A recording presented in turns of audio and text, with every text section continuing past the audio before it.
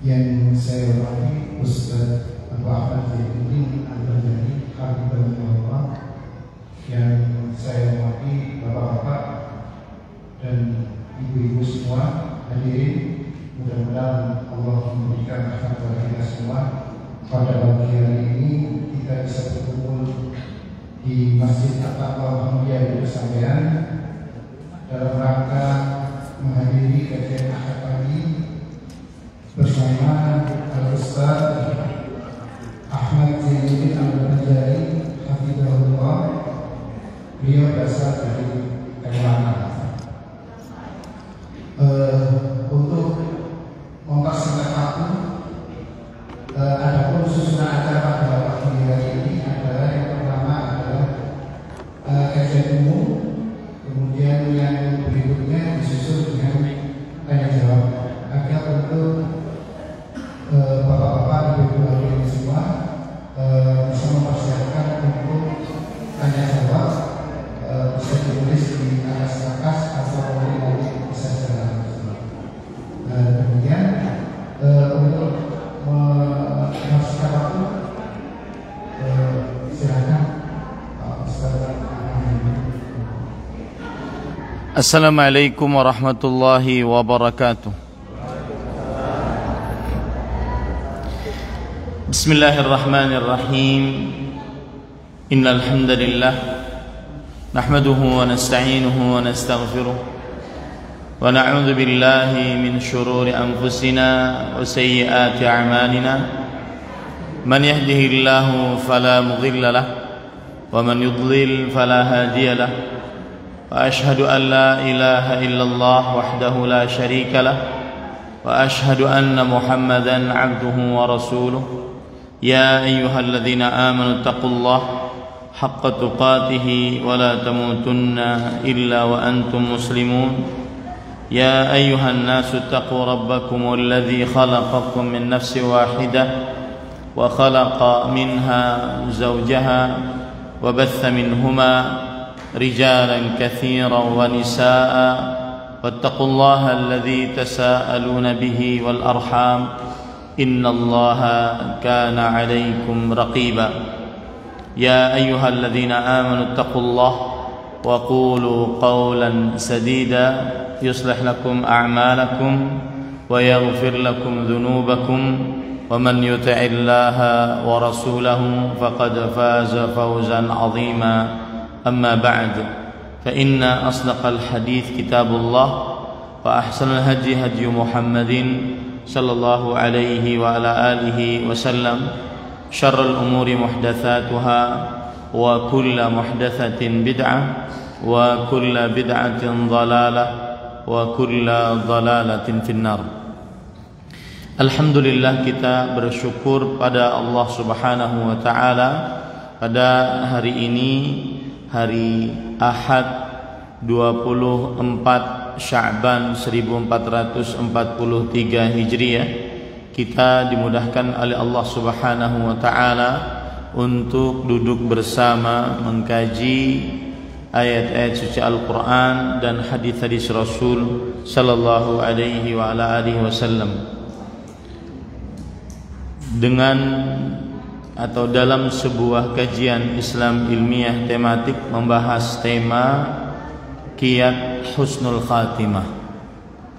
Salawat dan salam semoga selalu Allah berikan kepada Nabi kita Muhammad sallallahu alaihi wa ala alihi wasallam, pada keluarga beliau, para sahabat, serta orang-orang yang mengikuti beliau sampai hari kiamat kelak. Dengan nama-nama Allah yang husna dan sifat-sifatnya yang mulia, kita berdoa, Allahumma inna nas'aluka ilman nafi'an wa rizqan tayyiban wa amalan mutaqabbala. Allahumma amin. Ahibati fillah, afanillah wa iyyakum. Bapak Ibu, saudara-saudari jamaah Masjid At-Taqwa Muhammadiyah duduk sampean kota Gresik yang semoga selalu diberikan afiat oleh Allah Subhanahu wa taala. Pada kesempatan kali ini kita membahas sebuah tema yang penting, yaitu kiat husnul khatimah. Husnul khatimah artinya adalah akhir hidup yang baik. Artinya secara bahasa, akhir hidup yang baik. Dan maksudnya adalah saat di akhir hidup seseorang diwafatkan dalam keadaan beramal ibadah. Saat mati seseorang diwafatkan dalam keadaan beramal ibadah. Contoh, misalkan dalam hadis riwayat Imam Ibnu Majah, Rasul sallallahu alaihi wasallam bersabda, atau Imam Ibnu Hibban maksud saya, dari Abu Hurairah radhiyallahu anhu, Rasul sallallahu alaihi wasallam bersabda, laqtinu mautakum la ilaha illallah, man kana akhiru kalamihi la ilaha illallah dakhalal jannah. Talkinkanlah orang yang mau mati dari kalian dengan ucapan la ilaha illallah. Siapa yang terakhir ucapannya la ilaha illallah, maka niscaya pasti masuk ke dalam surga. Ini yang disebut dengan husnul khatimah, mati dalam keadaan baik, yaitu mati dalam keadaan beramal ibadah. Dan juga berdasarkan hadis Rasul sallallahu alaihi wasallam bahwa Rasulullah sallallahu alaihi wasallam bersabda, hamba tersebut dengan kemanisan. Para sahabat bertanya, wa ma asalahu, bagaimanakah Allah mengakhiri hidupnya dengan kemanisan? Kata Rasul sallallahu alaihi wasallam, yaftahullahu lahu amalan salihan qabla mautihi thumma yaqbiduhu alaih. Allah membukakan untuknya amal saleh sebelum matinya, kemudian Allah wafatkan dia dalam amal saleh tersebut. Inilah yang disebut dengan husnul khatimah, akhir hidup yang baik, yaitu saat mati dalam keadaan beramal ibadah, saat mati dalam keadaan sujud, saat mati dalam keadaan azan, saat mati dalam keadaan bersedekah. Ini husnul khatimah. Pernah waktu itu saya masih di Arab Saudi, bekerja sebagai pendakwah resmi di sebuah institusi yang bernama Islamic Cultural Center Dammam, yang salah satu fungsi dari kantor tersebut adalah mendakwahi para tenaga kerja dari luar Arab Saudi. Dan saya bekerja di sebuah kota Dammam, 1300 km dari Arab Saudi, bukan kota suci. Maka banyak orang-orang asing yang beragama non-Islam. Alhamdulillah pada waktu itu yang masuk Islam di kantor kami sekitar 80 orang per bulan. Dan itu salah satu jihadnya kerajaan Arab Saudi yang tidak diekspos oleh orang-orang. 80 orang. Dan kalau sudah masuk bulan Ramadan ini biasanya dijumlahkan menjadi 150 orang. Karena memang bulan Ramadan bulan petunjuk.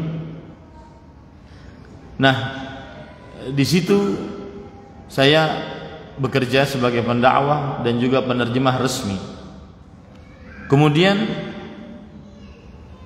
yang ingin saya sampaikan adalah bahwasanya seseorang saat dia dalam keadaan husnul khatimah, maka dia akan diberikan petunjuk untuk beramal saleh. Petunjuk untuk beramal saleh.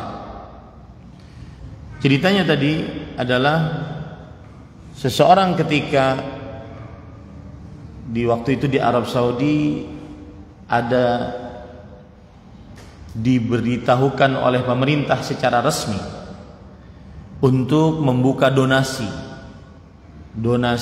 secara resmi satu negara. Untuk apa? Membantu kaum muslimin yang ada di Gaza, Palestina. Karena waktu itu digempur oleh negara Zionis Yahudi. Nah, kemudian dibukalah open donasi. Di setiap kabupaten begitu ada pos-posnya secara resmi oleh pemerintah Arab Saudi. Ada kejadian menarik masuk ke dalam koran di Arab Saudi. Suatu pos mendapati orang membawa uang, tumpukan real, tapi penuh dengan darah. Penuh dengan darah. Kemudian yang menerima santai saja. Terima kasih, jazakallahu khairan. Tapi kalau boleh bertanya, ini ada apa? Kemudian setelah itu diceritakanlah bahwasanya ini bukan uang saya hanya pengantar. Ini uang seorang yang dia ingin mensedekahkan hartanya untuk kaum muslimin di Gaza, Palestina, tapi dia tabrakan di tengah jalan dan meninggal. Sebelum meninggal dia berpesan kepada saya, bawakan harta ini ke pos untuk kepentingan kaum muslimin di Gaza, Palestina. Ini husnul khatimah. Mati dalam keadaan bersedekah, mati dalam keadaan berjihad, mati dalam keadaan sholat malam, mati dalam keadaan subuh-subuh mau pergi ke masjid ditabrak orang, kan sering terjadi. Husnul khatimah. Maka husnul khatimah adalah akhir hidup yang baik. Sebagaimana misalkan dalam hadis Rasul sallallahu alaihi wasallam bersabda, di dalam sebuah hadis, dan ini hati-hati kalau kita sedang berjalan-jalan kemana-mana, maka perhatikan hadis ini. Jangan-jangan kita punya hajat di tempat yang kita ingin tuju dan disitulah matinya kita. Bagus kalau seandainya tempat tersebut adalah tempat ibadah, seperti kota Madinah, kota Mekah, tempat ibadah. Ini bagaimana kalau seandainya seseorang jalan-jalan ke tempat yang haram-haram, yang di negara tersebut hanya terlihat aurat, tidak ada yang lain, hanya terlihat aurat. Maka perhatikan hadis ini. Rasulullah sallallahu alaihi wasallam bersabda, "Innallaha idza arada qabda ruha 'abdin bi ardin ja'ala lahu fiha hajah." Sesungguhnya Allah Subhanahu wa taala jika menginginkan mencabut nyawa seorang hamba di sebuah tempat, Allah akan buat hamba tersebut memiliki hajat di tempat itu. Kalau seandainya tempatnya tempat ibadah, seperti sekarang kita ke Masjid At-Taqwa Muhammadiyah untuk menuntut ilmu, ternyata kita mudah-mudahan kita husnul khatimah meninggal di sini, maka ini sebuah amal ibadah kepada Allah Subhanahu wa taala. Beda hal kalau seandainya seorang tempat pergi bertamasya, di tempat tamasya tersebut banyak hal-hal maksiat, maka ini tentunya su'ul khatimah. Nah, ini pada ikhwan yang dirahmati oleh Allah, kebalikan dari husnul khatimah adalah su'ul khatimah, kematian yang buruk. Saya ingin bacakan bagaimana kematian yang buruk tersebut. Ada kisah disebutkan di dalam kitab Al-Jawabul Kafi liman sa'ala 'anid dawa'i syafi. Jawaban yang sempurna bagi siapa yang bertanya tentang obat yang menyembuhkan. Ini kitab sebenarnya adalah pertanyaan dari seseorang kemudian dijawab menjadi kitab. Ini menunjukkan luasnya Imam Ibnu Qayyim Al-Jauziyah. Pertanyaan, jawabannya jadi kitab. Pertanyaannya adalah bagaimana seseorang yang bermaksiat lalu bertobat, maksiat lagi, tobat lagi, maksiat lagi, tobat lagi, seterusnya seperti itu. Maka beliau menyebutkan dalam kitab ini sebuah kisah, dan kisah ini menjadi pelajaran bagi kita. Jangan sampai mendapatkan kebalikan dari husnul khatimah, yaitu su'ul khatimah, akhir hidup yang buruk, akhirnya hidup dalam keadaan bermaksiat kepada Allah Subhanahu wa taala. Saya bacakan. Wa yurwa annahu kana bi Masr rajulun yalzimul masjid lil adzan. Diriwayatkan bahwa ada di kota Mesir atau di negeri Mesir seorang pemuda yang senantiasa melazimi masjid. Kalau bahasa kita marbut masjid untuk adzan was salati fihi, dan juga salat di dalamnya. Jadi dia mudzin untuk adzan dan salat di dalamnya. Kemudian wa alaihi baha'ut ta'ah wa nurul ibadah. Wajahnya terpancar cahaya ibadah, ketaatan kepada Allah Subhanahu wa taala. Terpancar kewibawaan ketaatan. Memang orang kalau salat beda dengan orang yang enggak salat. Lihat saja, ada cahaya pada wajah orang yang salat. Cuma bukan jaminan itu dia tertahan dari maksiat. Buktinya ini, faraqa yawman al-manarah ala adatihi lil adzan. Suatu hari dia naik ke atas menara sebagaimana kebiasaannya untuk mengumandangkan azan. Dan ini masih ada di beberapa kota di Indonesia. Naik ke menara seperti di Kudus, ya. Naik untuk azan di sana. Wa kana tahta al-manarah daran linasrani. Ini menara, di azan di situ. Di bawah menara itu ada rumah yang dimiliki oleh seorang yang beragama Nasrani. Fattala'a fiha, lalu dia menilik begitu ke bawah. Fara'a ibnata sahibid dar. Ternyata tidak terasa, tidak sengaja dia melihat anak perempuan yang memiliki rumah tersebut. Tentunya tidak pakai jilbab karena seorang Nasrani. Tidak merasa dia melihat anak perempuan yang memiliki jilbab, yang memiliki rumah tersebut. Faftutina biha. Lihat ibu-ibu, saudari-saudari muslimah yang masih perawan ting-ting, hati-hati. Faftutina biha. Maka dia terfitnah dengannya. Berapa kali pandangan? 1 kali. Dia tergoda langsung dengannya.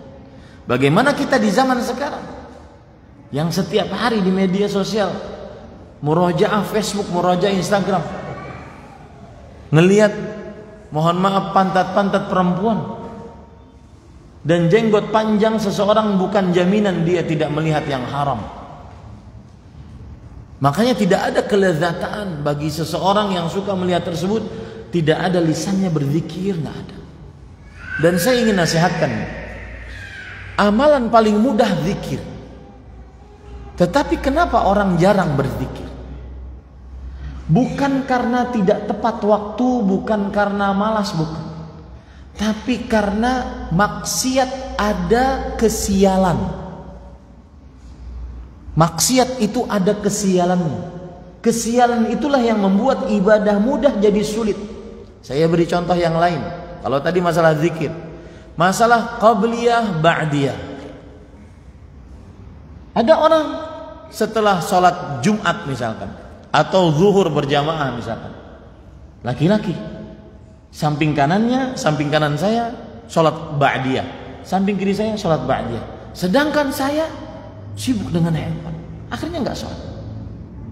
Padahal kesempatan ada, mudah, banyak lingkungan mendukung, tapi kenapa nggak dikerjakan? Karena kesialan maksiat. Itu harus kita pahami baik-baik. Maksiat bukan hanya sekedar kita bermaksiat, enggak, dia membawa kesialan. Salah satu jenis kesialannya adalah membuat orang malas beribadah. Mushaf berbagai macam cetakan sekarang di Indonesia. Mungkin di rumah kita ada 5 mushaf, tapi enggak pernah dibaca, enggak pernah hatam. Bukan masalahnya wis tuwa, bukan. Bukan masalahnya sudah umur karena kacamata udah nggak bisa, bukan. Masalahnya sial maksiat. Maksiat sial, membawa kesialan. membuat akhirnya ibadah yang mudah jadi sulit. Ibadah yang mudah jadi sulit. Contoh lagi, bangun malam, subuh jam 4.20 misalkan, oke? Dia bangun jam 4, setengah 4 bangun, ke kamar mandi, tapi nggak sholat malam. Cuma buang air kecil, habis itu main handphone sampai subuh. Kenapa itu bisa terjadi? Sial maksiat. Kesialan maksiat. Hati-hati itu. Makanya wajar Rasul sallallahu alaihi wasallam setiap kali bermajlis seperti ini minimal 70 kali mengucapkan astaghfirullah wa atubu ilaih, atau rabbighfirli wa tub alayya innaka antat tawwabur rahim. Minimal 70 agar tidak sial maksiat. Agar maksiat tidak mendatangkan kesialan. Maka dia tergoda, fatarokal adzan, ninggalin adzan. Wa nazala ilaiha, turun dari menara, masuk menemui perempuan tadi. Wa dakhala ad-dar, masuk ke dalam rumah. Faqalat lahu ma sya'nuka wa ma turid. Si perempuan terperanjat, apa yang kau inginkan? Kenapa engkau masuk? Qala uriduki, aku ingin kamu. Padahal ahli ibadah, wajahnya bercahaya, mungkin hafal Quran, imam masjid di Masjid At-Taqwa Muhammadiyah. Ya. Ini para ikhwan. Kemudian si perempuan tersebut mengatakan, "Limadha? Kenapa engkau mau aku?" Qala qad salabti lubbi wa akhadti bima jami'i qalbi. Engkau telah mengambil jiwaku. Engkau telah merenggut isi hatiku hanya dengan satu kali pandangan. Bagaimana berkali-kali? Ini saya ngomong begini Pak, bukan suci, bukan. Saya sedang menasihati diri sendiri. Sebelum Bapak Ibu saudara-saudari sekalian, saya jujur saja sedang menasihati diri sendiri. Siapa tahu dengan nasihat ini di masjid ini, dalam majlis yang mulia ini, jiwa saya benar-benar takut saat sendirian.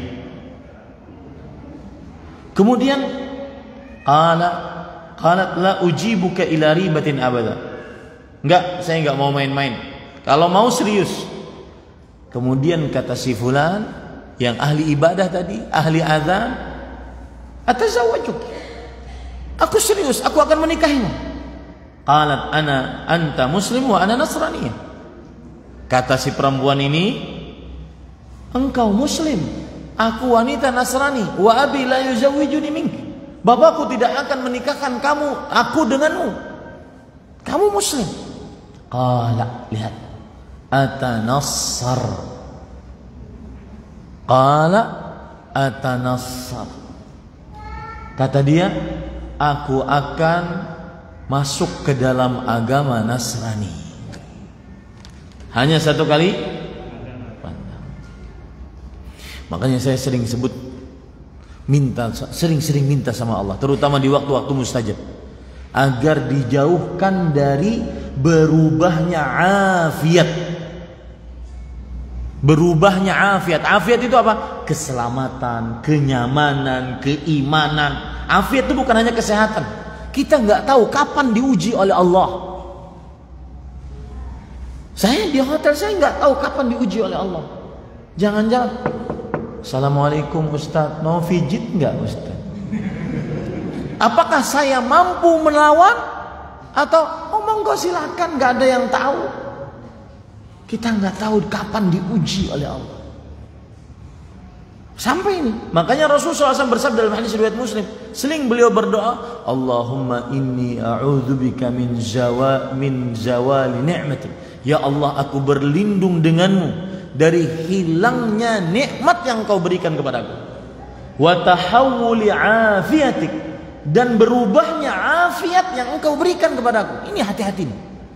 Wa fujaati niqmatik, dan datangnya tiba-tiba musibah yang engkau berikan. Wa jami'i sakhatik, dan seluruh kemurkaan. Ini hati-hati. Perempuan juga, ibu-ibu, Kita nggak tahu, apalagi perempuan di Indonesia kan sukanya keluar bekerja dan seterusnya. Kita nggak tahu. Saya sering kalau melihat di beberapa rumah makan, kadang-kadang ada pakaian sama-sama laki-laki perempuan. Saya yakin itu bukan suami istri, itu adalah teman kantor.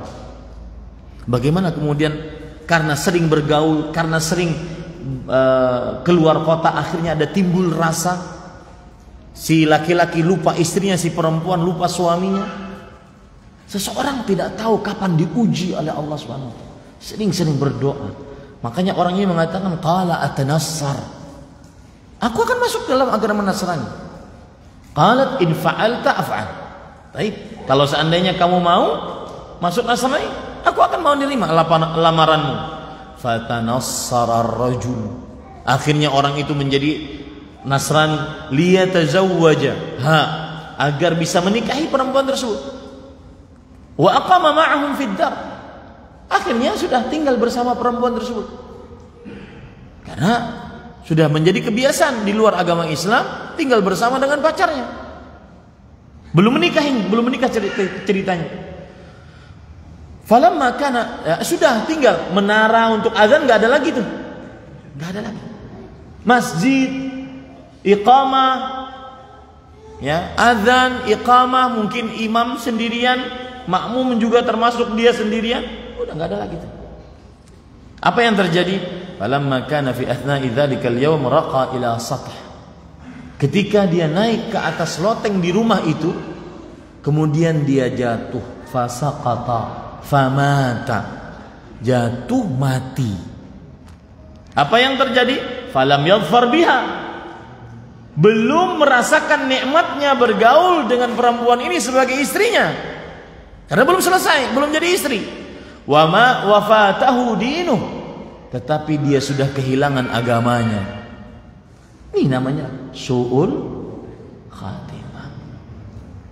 Nah, yang kita bicarakan adalah kiat agar mendapatkan husnul khatimah. Baik, kiat yang paling pertama dan paling utama agar mendapatkan husnul khatimah adalah akidah yang benar.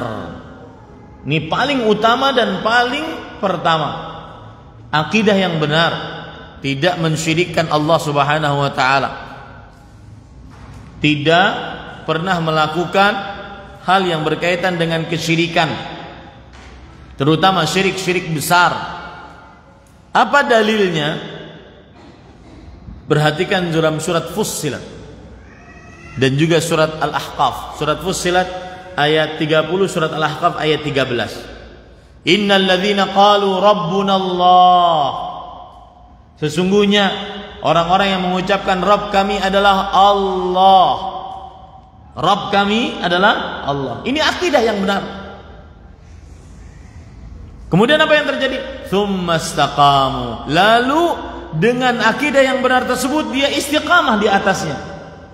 Tatanazzalu alaihimul malaikah alla takhafu wa la tahzanu wa abshiru bil jannati allati kuntum tu'adun. Maka saat mau dalam keadaan sekarat, turun malaikat mengatakan, hai fulan, jangan takut untuk kehidupan setelah kematian, karena kamu berakidah yang benar. Hai fulan, alhamdulillah, hai fulan, jangan khawatir terhadap keluargamu yang kamu tinggalkan, karena kamu berakidah yang benar. Lalu apa? Wa abshiru bil jannati allati kuntum tu'adun. Dan bergembiralah dengan surga yang dijanjikan untukmu. Ini saat-saat dalam keadaan sakaratul maut. Maka ada kadang-kadang orang kalau seandainya mau meninggal, dia seperti menggapai sesuatu, tersenyum. Itu seketika sakaratul maut menunjukkan bahwasanya dia sedang melihat malaikat yang tidak dilihat oleh manusia yang bukan dalam keadaan sekarat. Ini menunjukkan akidah yang benar adalah kiat pertama seseorang mendapatkan husnul khatimah. Maka saya nasihatkan agar belajarlah ilmu tauhid. Apalagi nih kita lagi dalam fenomena ada orang yang mengaku memindahkan awan, menahan hujan. Ini tidak ada yang bisa menjawab kecuali orang yang belajar tauhid. Dan Al-Quran sebagai petunjuk kita benar-benar sudah menunjukkan bagaimana kita bisa menjawab pernyataan orang tersebut. Pernyataan bahwasanya saya diberi kuasa oleh Allah untuk bisa mengatur awan, untuk bisa memindahkan hujan. Saya diberi remote oleh Allah untuk bisa memindahkan awan, bisa mengatur hujan. Tidak ada yang bisa menjawab ini kecuali orang tauhid, orang yang ngaji tauhid. Apa jawabannya? Jawabannya adalah Allah Subhanahu wa taala berfirman di dalam ayat yang begitu banyak, dalam surat Al-Anbiya, dalam surat Al-Mu'minun. Allah mengajak orang yang mengaku mampu mengatur alam semesta, di antaranya memindahkan awan dan hujan. Apakah benar itu bisa terjadi? Karena kalau benar berarti ada dua Tuhan yang mengatur. Kalau ada dua Tuhan berarti akan hancur dunia dan langit ini. Karena yang satu mau hujan, yang satu mau tidak hujan. Yang satu mau paceklik, yang satu mau hujan. Akan hancur dunia. Dan itu disebutkan oleh Allah dalam Al-Quran. Allah Subhanahu wa taala berfirman, "Wattakhadhu alihatan minal ardh hum yunshirun law kana fihima alihatun lafasadata fasubhanallah amma yasifun." Kalau seandainya di antara bumi dan langit ini ada banyak Tuhan yang mengatur, maka langit dan bumi ini akan hancur. Itu jawaban pertama. Mattakhadallahu min waladin subhanahu. Allah Subhanahu wa taala tidak pernah menjadikan seorang pun menjadi anaknya. Wa ma kana ma'ahu min ilah, dan tidak pernah ada Tuhan yang mengatur bersama Allah Subhanahu wa taala. Kalau seandainya ada Tuhan yang mengatur bersama Allah Subhanahu wa taala, maka akan hancur langit dan bumi ini. Itu solusi Al-Quran untuk menjawab orang-orang yang mengaku diberikan kuasa oleh Allah bisa mengatur awan dan hujan. Katakan saja, kalau ada banyak Tuhan maka akan hancur. Yang kedua jawabannya adalah, kalau seandainya ada yang mengaku bisa mengatur awan dan hujan, maka katakan Anda adalah makhluk yang diciptakan. Jangankan mengatur awan dan hujan, mengatur diri sendiri tidak sanggup. Menahan air kencingnya nggak sanggup. Bagaimana mau mengatur awan dan hujan? Allah berfirman dalam surat Al-A'raf, ayusyrikuna ma la yakhluqu syai'an wa hum yukhlaqun wa la yastati'una lahum nasran wa la anfusahum yansurun. Apakah mereka mensyirikkan Allah dengan makhluk yang tidak bisa mencipta, bahkan mereka makhluk yang diciptakan? Dan sebagai orang yang bertauhid kita wajib marah, Pak. Itu bukan kearifan lokal, Pak. Itu permasalahan akidah seorang muslim. Kita wajib sebagai yang bertauhid, wajib kita meletakkan bahwa hanya Allah Rabbul Alamin, hanya Allah Al-Khaliqu Ajma'in, Khaliqu kulli syai'. Allah Maha Pencipta segala sesuatu. Allah Rabb atas alam semesta, yang memelihara alam semesta. Hanya Allah satu-satunya, tiada sekutu bagi Allah. Masa Allah disamakan dengan makhluk yang dicipta, yang tidak bisa mencipta apa-apa, bahkan dia diciptakan? Nah, ini ahibati fillah, afanillah wa iyyakum. Maka saya nasihatkan, kiat yang pertama adalah seseorang harus benar-benar menjaga akidahnya. Akidah yang paling utama dijaga adalah akidah apa? Tauhid. Tauhid yaitu menjadikan Allah satu-satunya yang memiliki kekhususan. Allah satu-satunya yang memiliki kekhususan penciptaan, pengaturan, kekuasaan. Tiada sekutu bagi Allah. Allah satu-satunya yang memiliki ibadah. Segala macam ibadah hanya ditujukan kepada Allah, karena ibadah seluruhnya hanya milik Allah. Dan cara beribadah ada dua macam.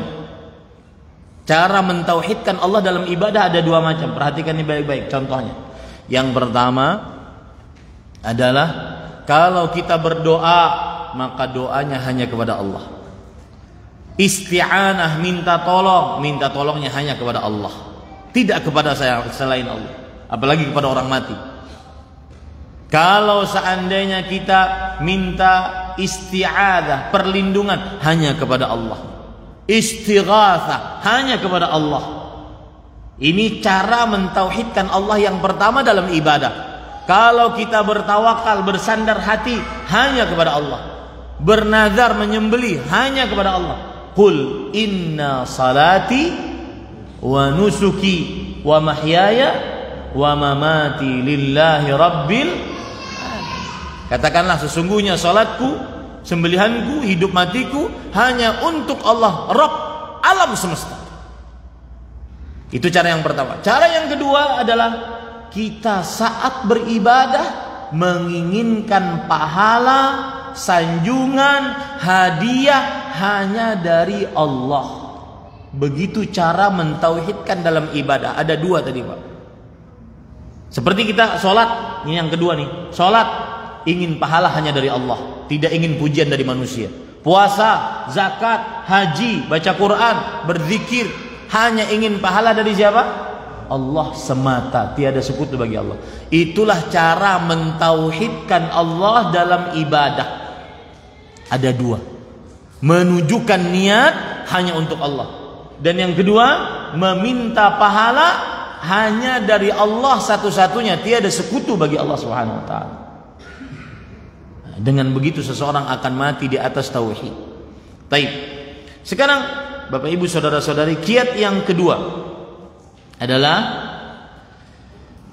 yaitu seseorang ketika dia istiqamah,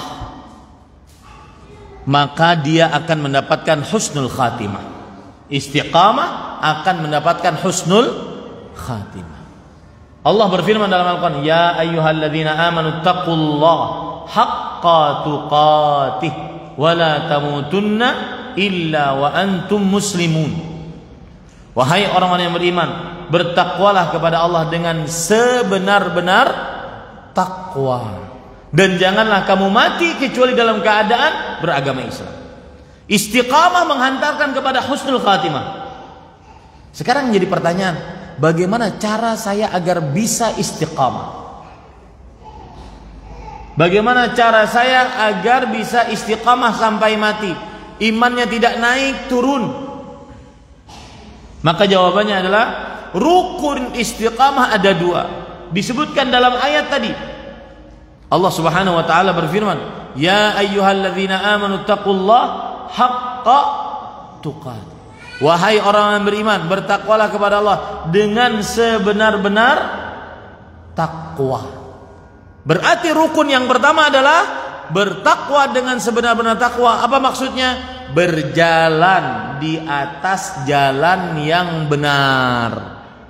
Tidak akan bisa seseorang istiqamah kecuali ketika dia berjalan di jalan yang benar. Saya beri contoh.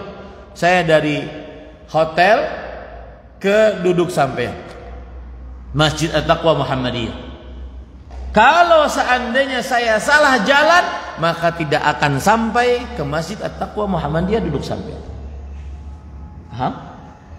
Itulah yang disebut dengan berjalan di jalan yang benar. Dan ini rukun pertama, ini memerlukan ilmu agama.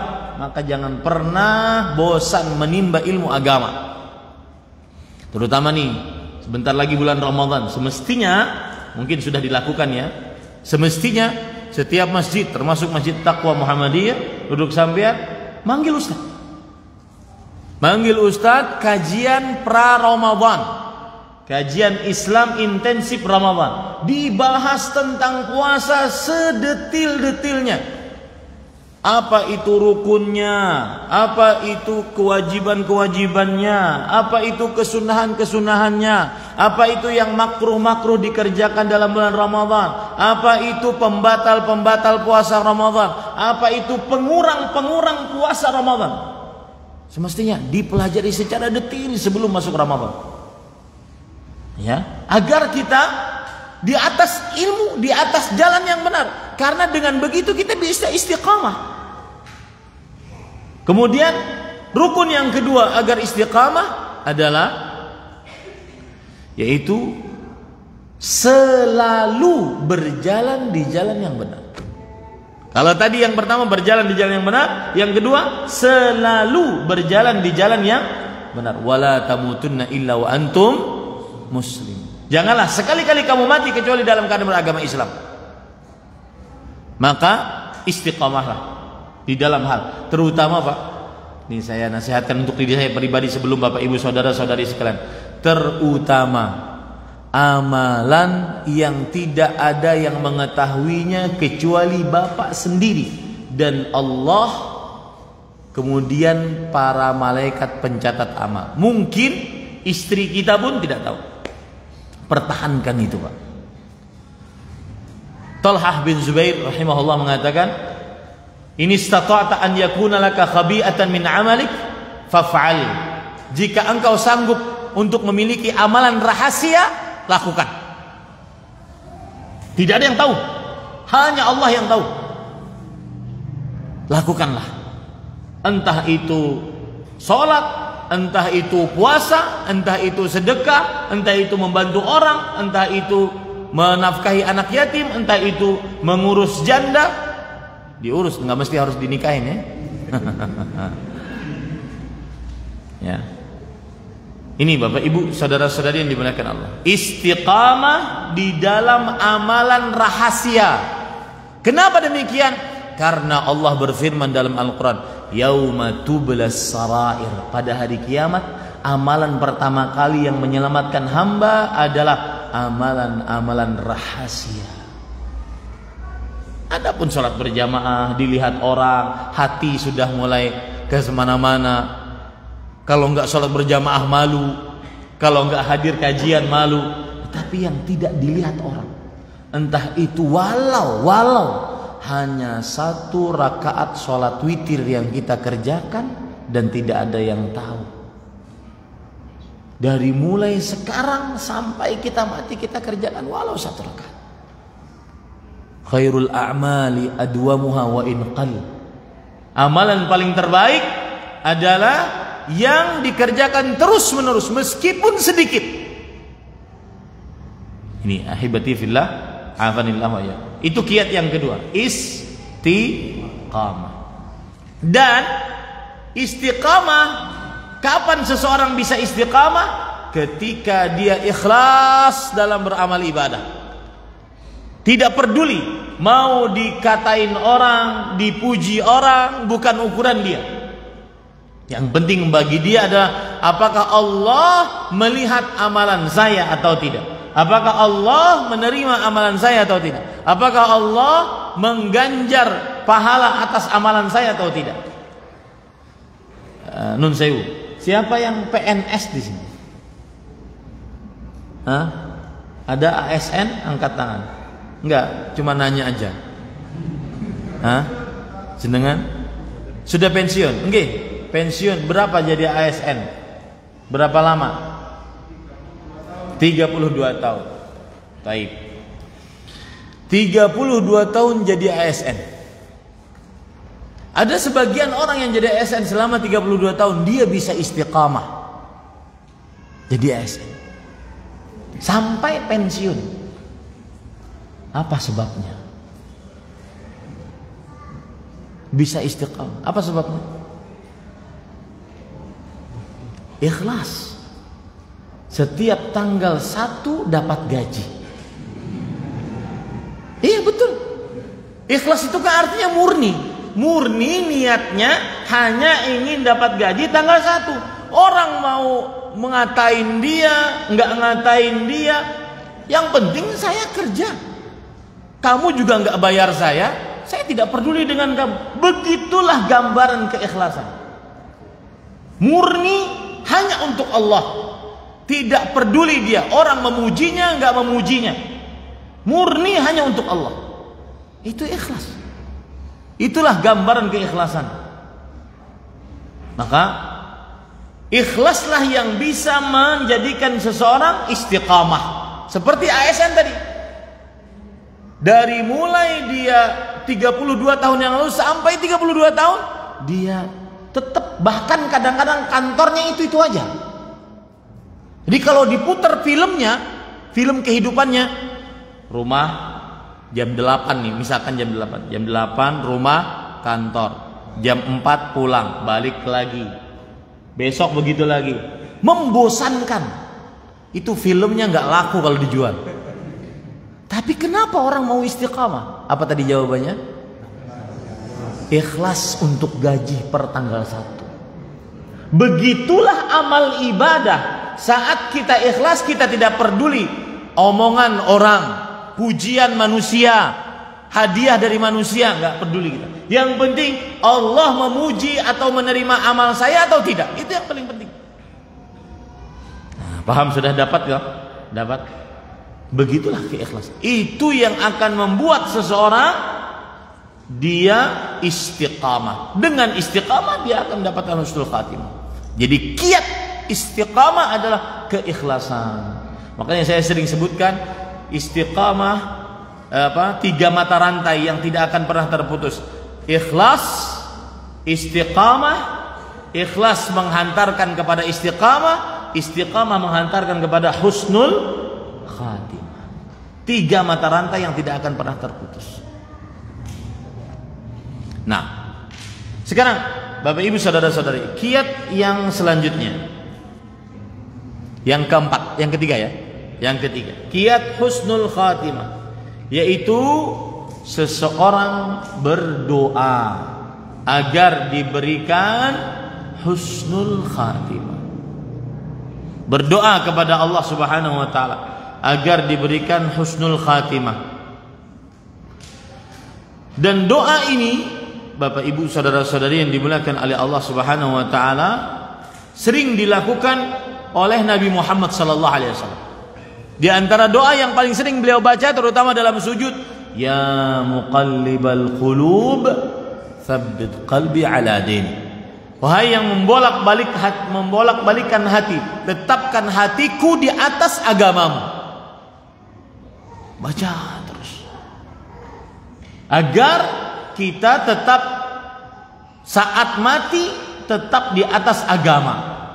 Dan keadaan sekarat, Pak. Misalkan saya sekarang nanya kepada Bapak Ibu saudara-saudari sekalian, bisa nggak ngucapin, bisa nggak menjawab pertanyaan saya, man rabbuka? Mungkin semuanya bisa. Rabbi Allah. Ma dinuka? Apa agamamu? Dini al-Islam. Semuanya mungkin bisa menjawab sekarang. Tapi keadaan sekarat, atau ucapkanlah sekarang la ilaha illallah. Mungkin semua dari kita bisa mengucapkannya, la ilaha illallah. Tapi dalam keadaan sekarat tidak bisa seseorang seenaknya. Keadaan sekarat persis seperti dalam keadaan dia sedang tidak bisa mengatur otaknya, tidak bisa mengatur hawa nafsunya. Yang ada adalah kebiasaannya.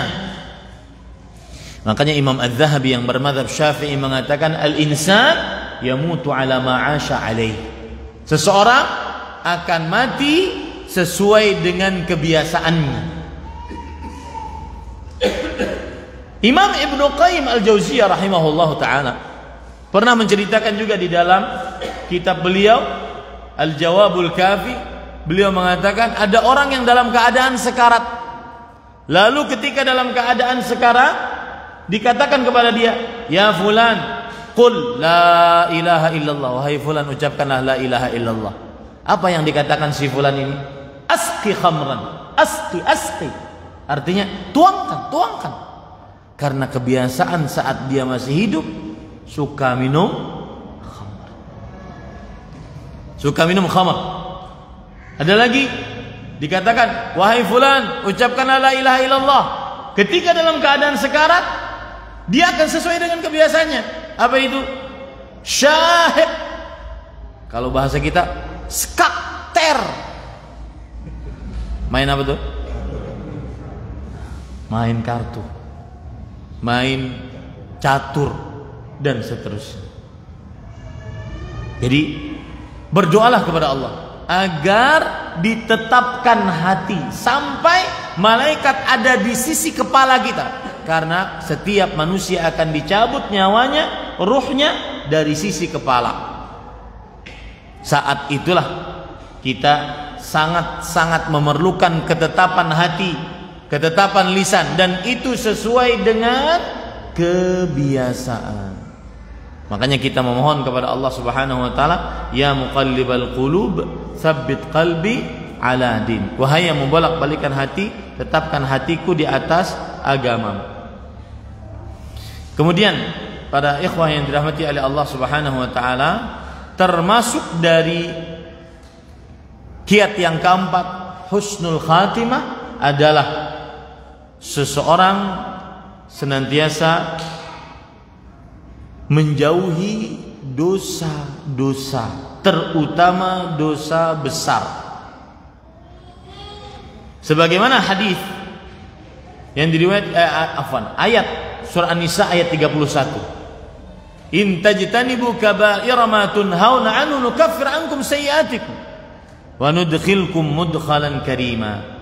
Jika kalian menjauhi dosa-dosa besar yang dilarang atas kalian, kami ampuni kesalahan-kesalahan kalian dan kami masukkan kalian ke dalam tempat yang mulia, yaitu surganya Allah Subhanahu wa taala. Dari ayat ini kita ambil pelajaran, yang menjauhi dosa besar maka akan mendapatkan husnul khatimah, karena Allah mengatakan wa nudkhilkum mudkhalan karima, kami masukkan kalian ke dalam tempat masuk yang mulia, ke dalam tempat masuk yang mulia. Maka jauhi dosa-dosa besar agar kita diberikan husnul khatimah oleh Allah Subhanahu wa taala. Kemudian para ikhwan yang dirahmati oleh Allah Subhanahu wa taala, ini penting. Yang keberapa sekarang? Kelima. Jauhi menzalimi manusia. Mungkin dia ahli ibadah, salat tahajud, puasa sunnah, bersedekah, tetapi urusan menzalimi manusia dia jagonya. Seperti menggibah, namimah, ya, dia jagonya. Kemudian juga ngambil harta orang tidak dikembalikan, hutang tidak dibayar-bayar. Dan saya berpesan ini, hutang itu tidak bisa dibayar dengan istighfar. Paham gak maksud saya? Kalau dosa-dosa lain bisa dibayar dengan istighfar. Dosa meninggalkan sholat, bertobat kita, istighfar, lalu sholat, Allah mengampuni. Dosa meninggalkan puasa Ramadan, bertobat kita, lalu beristighfar, Allah mengampuni. Tetapi dosa punya hutang kepada orang lain tidak bisa dibayar kecuali dengan melunasinya. Tidak bisa dibayar kecuali dengan melunasinya. Coba perhatikan hadis, kullu yughfaru lisyahid kullu dzambin illa dain. Orang yang mati syahid akan diampuni dosanya seluruhnya. Orang yang mati syahid berjihad di jalan Allah, seluruh dosanya diampuni, illa dain, kecuali hutang. Imam Nawawi yang bermadzhab Syafi'i mengatakan, fihi dalilun ala anna al-a'mal as-salihah la tukaffar huquqal adamiyyin, la tukaffir huquqal adamiyyin. Di dalam ini, hadis ini terdapat dalil bahwa amal saleh tidak menghabiskan tanggungan kita terhadap orang lain. Maka hati-hati Bapak Ibu yang sering berhutang, ibu-ibu yang sering arisan. Arisan adalah apa, Bu? hutang. Ya, meskipun dia mubah, tetapi jangan bermudah-mudah.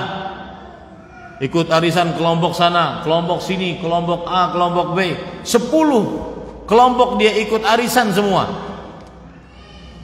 Ya. Dan dia sudah dapat semua pertama kali. Itu hutang semua. Jika tidak dibayar, maka tidak diampuni dosanya. Dan itu kezaliman antar manusia. Kalau kezaliman kita kepada Allah, Allah Maha Pengampun. Huququl adamiyin ma'allah mabniyatun 'alal musyahah, 'alal musamahah. Hak antar manusia dengan Allah itu dibangun di atas saling memaafkan, karena Allah Maha Pemaaf, Maha Pengasih, Maha Penyayang.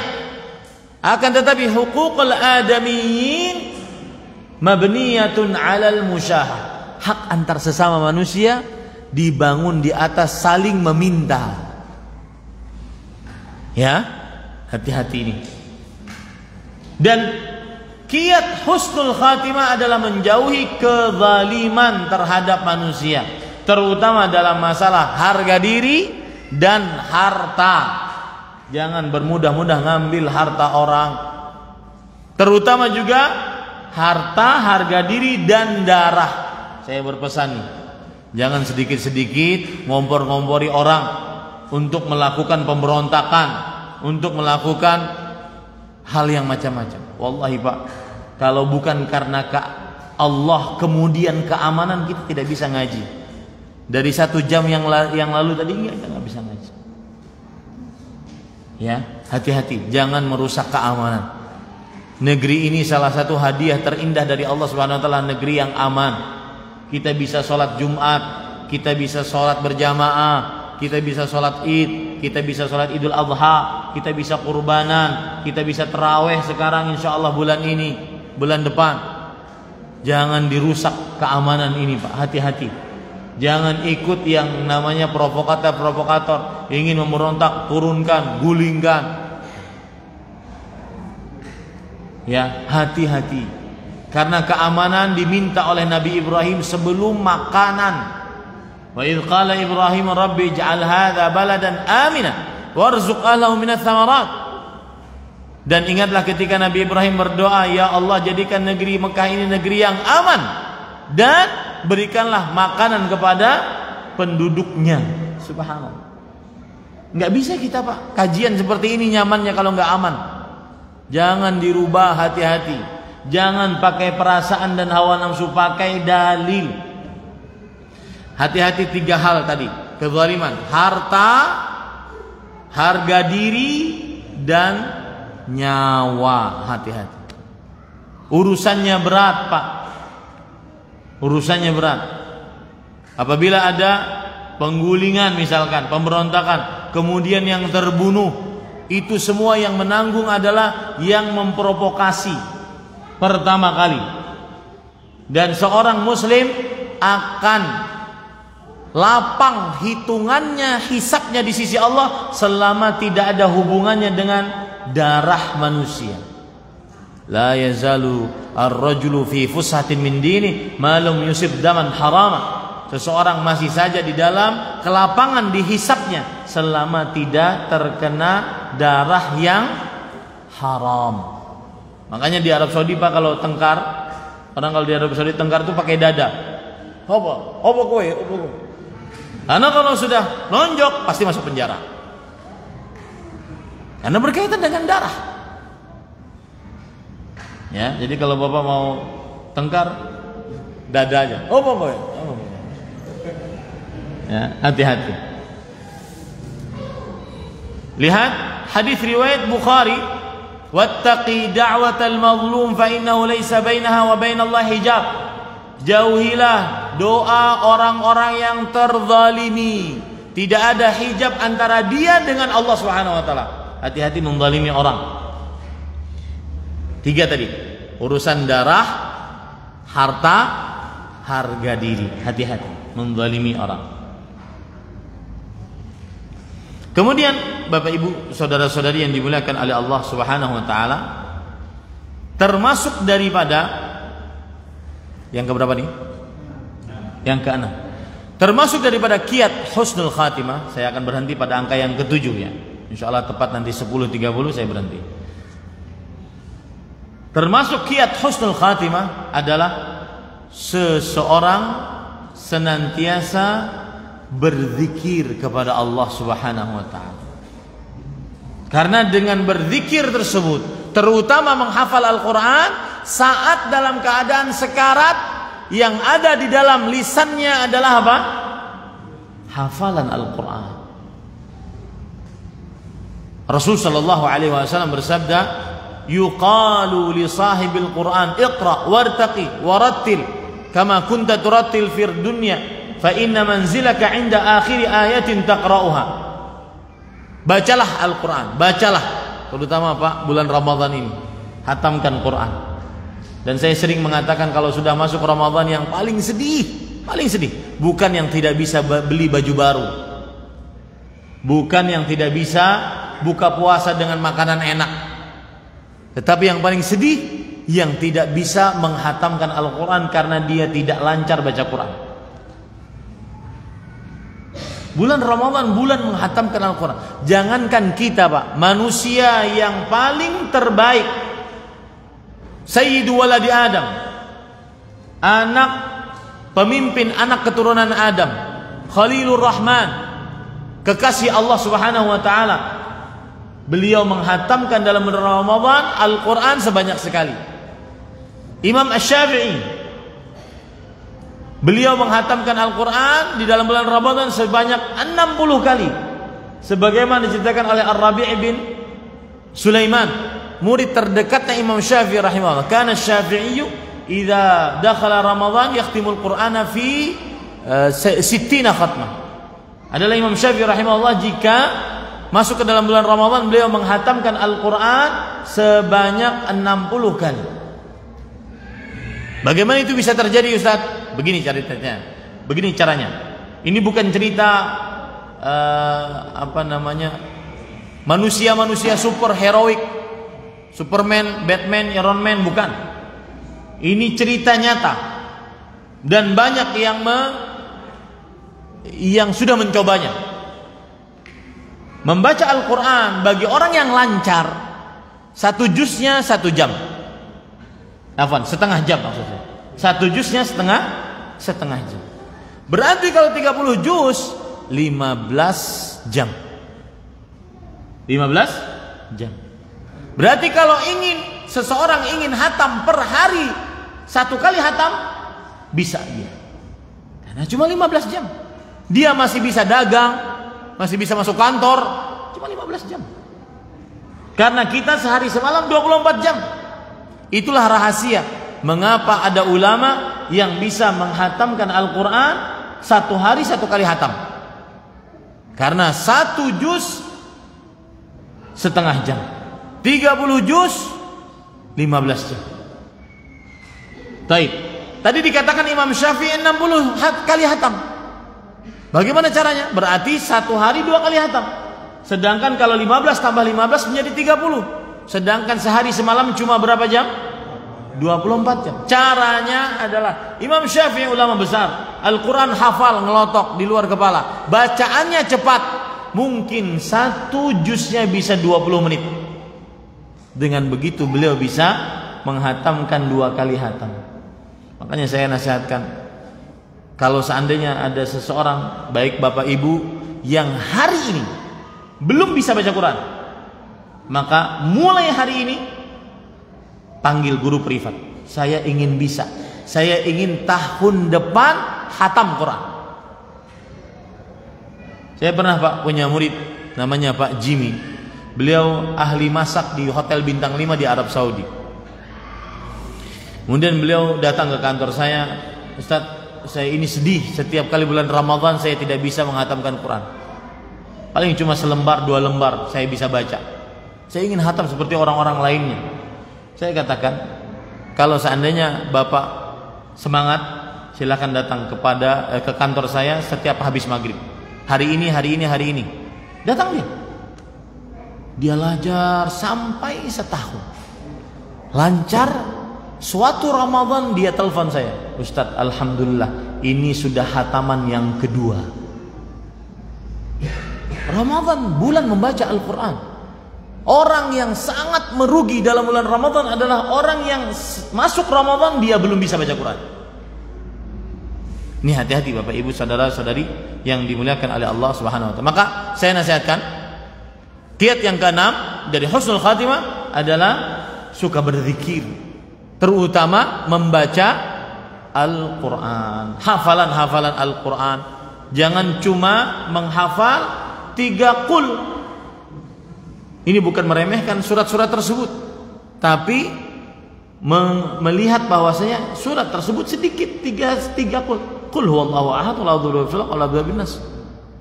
Tambah surat paling favorit, warisan TK, inna a'taina. Ya, itu saja. Ini hati-hati Bapak Ibu saudara-saudari. Kalau seandainya ada, dan saya yakin tidak ada yang belum lancar, panggil guru privat. Kalau perlu Masjid Muhammadiyah, Masjid Taqwa Muhammadiyah, panggil guru-guru yang bisa mengajari kita. Saya pengen baca Quran, tahun depan saya harus hatam sekali minimal. Bikin halaqah-halaqah. Meskipun yang sudah jadi kakek-kakek yang belum lancar-lancar, bikin halaqah-halaqah. Syaratnya cuma satu, nggak pernah berbayar, nggak usah berbayar. Syaratnya cuma satu, gratis seluruhnya. Syaratnya cuma satu, ngaku nggak bisa baca Quran. Iya betul, sedih Pak. Orang berlomba-lomba. Saya jujur saja, santri saya yang Pak Saiful dan Burhani, salah satu anak beliau di pesantren saya, pesantren Intan Ilmu Baritokuala Kalimantan Selatan. Kita punya program bagi santri. 15 hari pertama mereka di pesantren. 15 hari pertama mereka di pesantren, saya sudah bikin program yang mereka tidak akan merasakan. Insya Allah bisa terjalan program tersebut, akan bisa menghatamkan 3 kali hatam. Dengan segala macam aktivitas mereka. Habis subuh 2 juz, sebelum zuhur 2 juz, habis asar 2, sebelum maghrib 2 juz. Selesai, 6 juz. 1 jam, 1 jam, 1 jam. Jadi jam 6 sampai jam 7. Kemudian jadi jam 11 sampai jam 12. Dari jam 5 sampai jam 6. Yang lain dia bisa main, bisa mengerjakan aktivitas yang lain. Mudah. Baca Quran bulan Ramadan adalah sesuatu yang paling indah. Amalan utama bulan Ramadan adalah sesuatu yang paling indah. Nah, nanti jangan ada pertanyaan, Ustadz, mana yang lebih bagus? Menghatamkan Quran atau baca tafsirnya? Maka ini biasanya hatamnya enggak, tafsirnya enggak dibaca. Ini adalah pertanyaan para pemalas. Ya, ayo tekad nih, tekad berlomba-lomba.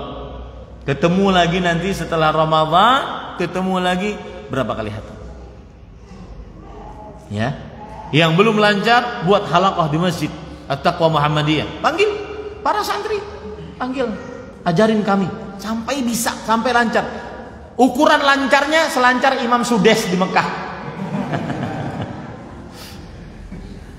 Iya, dengan begitu bisa setengah jam.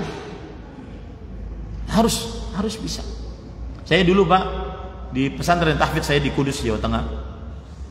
Pesantrennya namanya Al-Furqan. Kiai saya namanya Kiai Haji Abdul Basir. Kita pesantrennya tradisional, bisa bergaul dengan orang kampung. Makanya saya sedikit bisa bahasa Jawa yang halus, karena kan Jawa Tengah halus di Kudus. Di depan pesantren ada orang jual minyak tanah. Jualan minyak tanah. Tetapi ketika adzan asar berhenti dia, sholat. Saya perhatikan tuh, sholat asar berhenti, pas asar pokoknya berhenti. Kemudian baca Quran. Nanti lanjut lagi maghrib. Saya tanya kepada bapak tersebut, Pak, berapa kali kalau bapak seperti ini kegiatannya setiap hari? Nggak pernah telek, nggak pernah lelet, kecuali sakit. Berapa kali bapak hatam? Sebulan kadang-kadang 2 kali minimal, Ustaz. 2 kali minimal. Maka Ramadan hati-hati. Dan berzikir, membaca Al-Quran adalah modal untuk husnul khatim. Karena lisan kita akan terbiasa dan dengan itu kita akan mati di atasnya. Allahumma amin. Yang ketujuh, yang terakhir, Bapak Ibu, saudara-saudari yang dimuliakan oleh Allah Subhanahu wa taala adalah yaitu seseorang ketika ingin dia mendapatkan husnul khatimah, maka hendaknya dia mengetahui apa saja husnul khatimah tersebut. Apa saja husnul khatimah tersebut. Salah satu husnul khatimah tersebut adalah mengucapkan la ilaha illallah. La ilaha illallah. Maka sering-seringlah berzikir la ilaha illallah sehingga lisannya terbiasa mengucapkan la ilaha illallah, dan itulah tanda husnul khatimah. Rasul sallallahu alaihi wasallam bersabda, "Man kana akhiru kalamihi la ilaha illallah dakhalal jannah." Siapa yang terakhir ucapannya la ilaha illallah, masuk ke dalam surganya Allah Subhanahu wa taala. Itulah 7 minimal kiat-kiat husnul khatimah. Yang pertama adalah tauhid, akidah yang benar. Yang kedua, istiqamah. Yang ketiga, berdoa, ya muqallibal qulub tsabbit qalbi ala dini. Yang ketiga, yang keempat adalah apa? Menjauhi dosa-dosa besar. Yang kelima, jangan menzalimi orang lain. Yang keenam, banyak-banyak berzikir, terutama membaca Al-Quran. Yang ketujuh, khusus dia sama dengan yang keenam, tetapi secara khusus adalah zikir la ilaha illallah. Berdiri, berbaring, duduk, lagi bersama suami, lagi bersama istri, lagi di pasar, lagi di tambak, ucapkan la ilaha illallah. Seseorang akan terbiasa dengannya dan dia akan wafat di atasnya. Allahumma amin. Ini yang bisa saya sampaikan. Wallahu alam. Mungkin jika ada yang ingin bertanya, dipersilahkan. Nggih, Pak.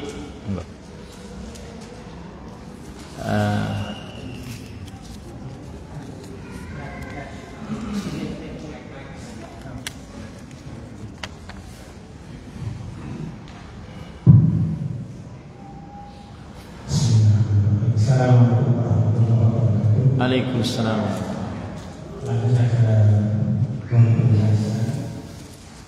Ada riwayat di seseorang itu biasa melaksanakan atau berbuat kebaikan pada dia ahli neraka, dan orang itu terbiasa berbuat ahli neraka pada dia sendiri. Inama malu bil khawatir, yang tidak ada bicara apa-apa. Ini memberi rasa. Yang kedua, riwayat-riwayat mengenai kata-kata usmah itu banyak juga.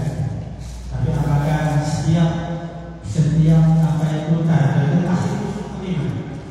Kalau apa itu jihad bisa kita pakai dana jihad tadi jelas sahih tadi, dan tadi kata-kata usmah itu contohnya yang kaum, terus apa itu Banyak. Tenggelam, terbakar, maka banyak sekali. Apakah mati hari Jumat, malam Jumat, apa itu pasti begitu? Bagaimana yang orang katakan seperti itu? Ya. Assalamualaikum warahmatullahi wabarakatuh. Waalaikumsalam warahmatullahi wabarakatuh. Bagus pertanyaannya. Yang pertama adalah yang berkaitan dengan hadis yang berbunyi begini: wa inna ahadakum la ya'malu bi 'amali ahli al-jannah hatta yakunu bainahu wa bainaha illa dhira' fa ya'malu bi 'amali ahli an-nar fayadkhuluha wa inna ahadakum ya'malu bi 'amali ahli an-nar hatta yakunu bainaha wa bainahu illa dhira' fa ya'malu bi 'amali ahli al-jannah fayadkhuluha. Yang artinya begini: ada orang beramal dengan amalan penghuni surga. Amalan penghuni surga. Ternyata di akhir hayatnya dia beramal dengan amalan penghuni neraka. Maka akhirnya ditutup hidupnya dengan amalan penghuni neraka. Akhirnya dia masuk ke dalam neraka. Sebaliknya, ada orang beramal dengan amalan penghuni neraka, kemudian dia tutup akhir hidupnya dengan amalan penghuni surga. Akhirnya dia masuk ke dalam surga. Hadis ini penjelasannya satu, yang menjadi ukuran adalah akhir hidup seseorang.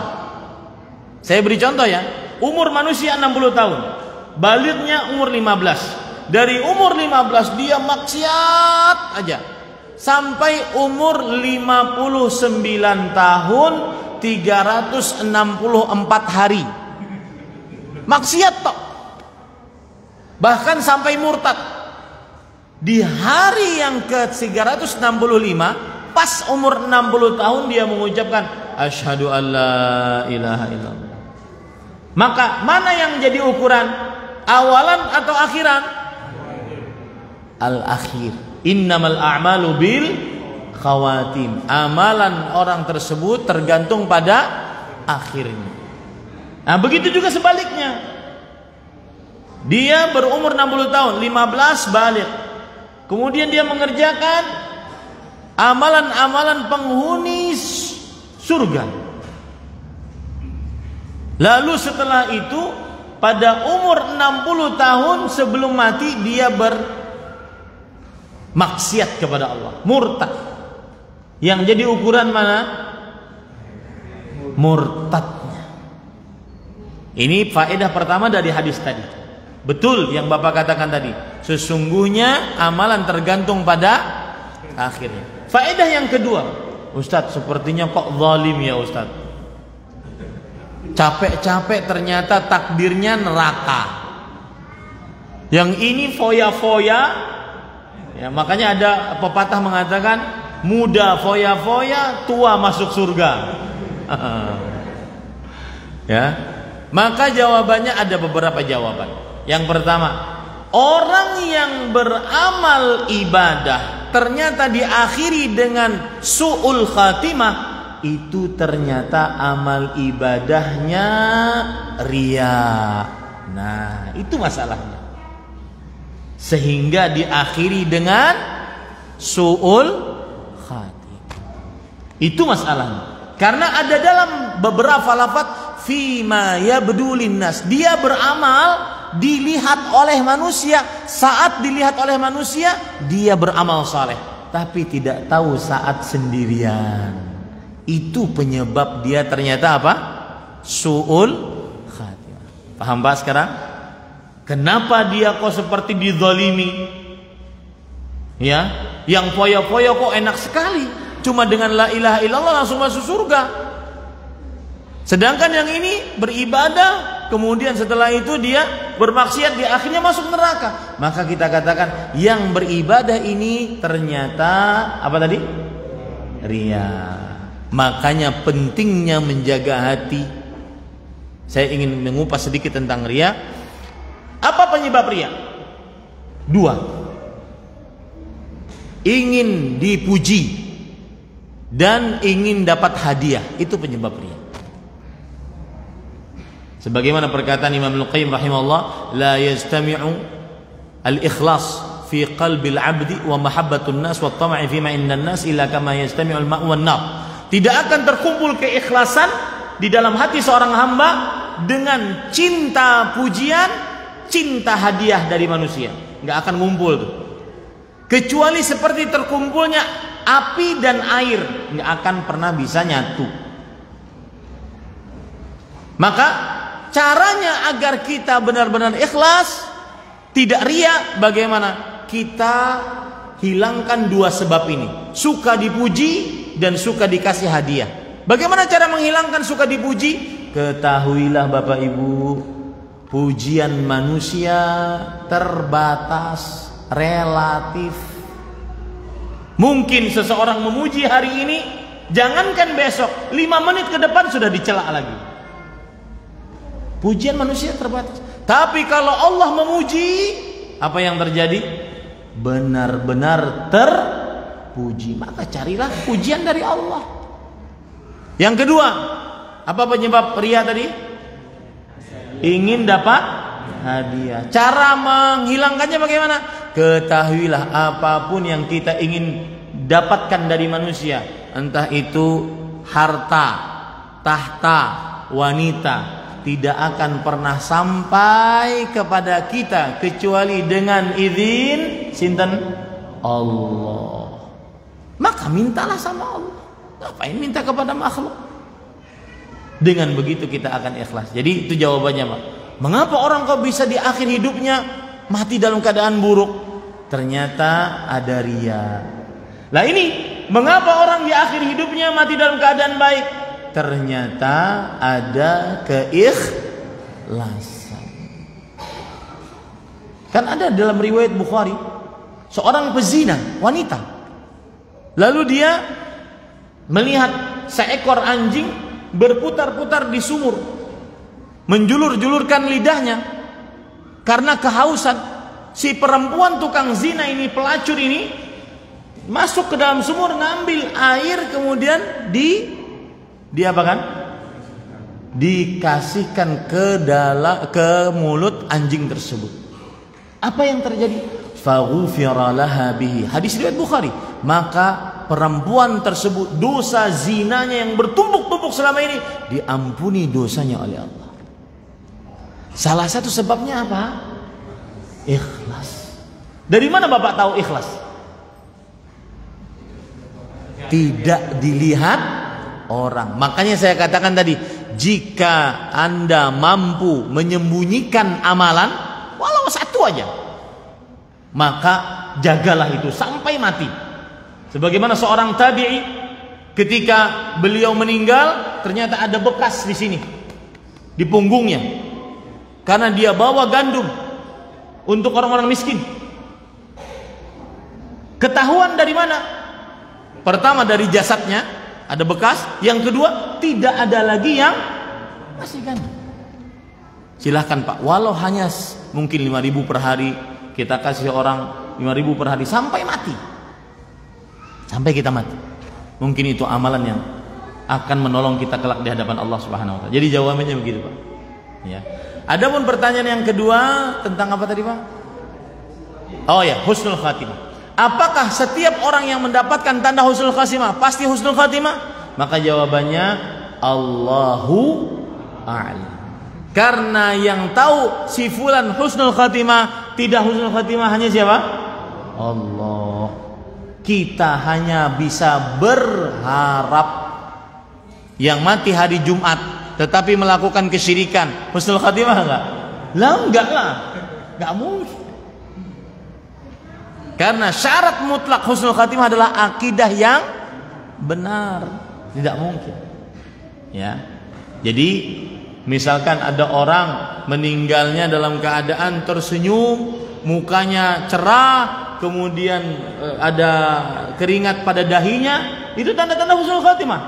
Tetapi dia dukun. Maka kita katakan Allahu a'lam. Tidak juga kita katakan tidak mendapat husnul khatimah, tidak juga kita klaim dia mendapat husnul khatimah. Tidak juga. Allahu a'lam. Sama seperti Lailatul Qadar. Tidak ada tanda secara dalil syariat dari Al-Quran atau hadis orang mendapat Lailatul Qadar, nggak ada. Yang ada tanda Lailatul Qadarnya. Tanda orang dapat nggak ada. Ya, kalau dulu saya masih kecil diceritakan, dengar begitu, Lailatul Qadar adalah cahaya dari langit masuk ke dalam atap, pecah atapnya masuk ke dalam diri seseorang. Besok-besok orangnya jadi tabib. Ya, mengaku mengetahui akan hal gaib. Nah, enggak. Tidak ada tanda. Kenapa Pak tidak ada tanda? Kalau ada tanda dia dapat Lailatul Qadar, maka dia akan ujub nantinya. Oh, sudah diampuni dosanya, ngapain sholat? makanya tidak ada tanda. Begitu juga husnul khatimah. Kita hanya cuma bisa berharap. Ya, wallahu a'lam. Apabila seorang meninggal pada saat ibadah umrah, namun amalannya tidak sesuai dengan Al-Quran dan Sunnah, sesuai pemahaman para sahabat, apa hal ini dapat dikatakan kematian yang husnul khatimah, Ustaz? Maka jawabannya yang jelas secara umum, yang meninggal dalam keadaan beramal ibadah maka dikategorikan sebagai orang yang dapat husnul khatimah. Berdasarkan hadis riwayat Imam Tirmidzi, Rasulullah SAW bersabda, "Innallaha idza arada bi 'abdihi khairan yuwaffiquhu li'amalin salihin qabla al-maut." Sesungguhnya Allah jika menginginkan kepada hambanya suatu kebaikan, Allah akan beri petunjuk kepada hamba tersebut untuk beramal saleh sebelum meninggal. Nah, Ustaz, lalu amal bid'ahnya bagaimana? Maka kita lihat bid'ahnya, bid'ah yang mengeluarkan dari Islam atau tidak. Kalau bid'ah yang mengeluarkan dari Islam, maka kita tidak bisa berharap dia dapat husnul khatimah. Tapi kalau seandainya bid'ah yang dia tidak mengeluarkan dari Islam, maka semoga dengan keikhlasannya dan matinya di kota Mekah diampuni dosa-dosa bid'ahnya. Bisa dipahami nggih? Nah, tapi tetap kita tidak bisa mengklaim, oh si fulan husnul khatimah. Kita hanya bisa apa? Berharap, berdoa kepada Allah. Amalan apakah yang dapat dilakukan oleh wanita yang sedang haid ketika berada di bulan Ramadan? Bolehkah mengikuti taklim di masjid sebagaimana normalnya? Jazakallahu khairan. Barakallahu fiikum. Wanita haid yang tidak bisa dia lakukan, satu sholat, dua puasa Ramadan dan puasa-puasa lainnya. Sedangkan yang lainnya dia bisa lakukan. Yang ketiga tawaf, yang keempat memegang mushaf. Itu yang tidak bisa dia lakukan. Yang lain-lainnya dia bisa. Di antaranya dia duduk di majelis ilmu meskipun di masjid. Asalkan dengan syarat dia benar-benar bisa mengamankan tercecernya darah haid di masjid.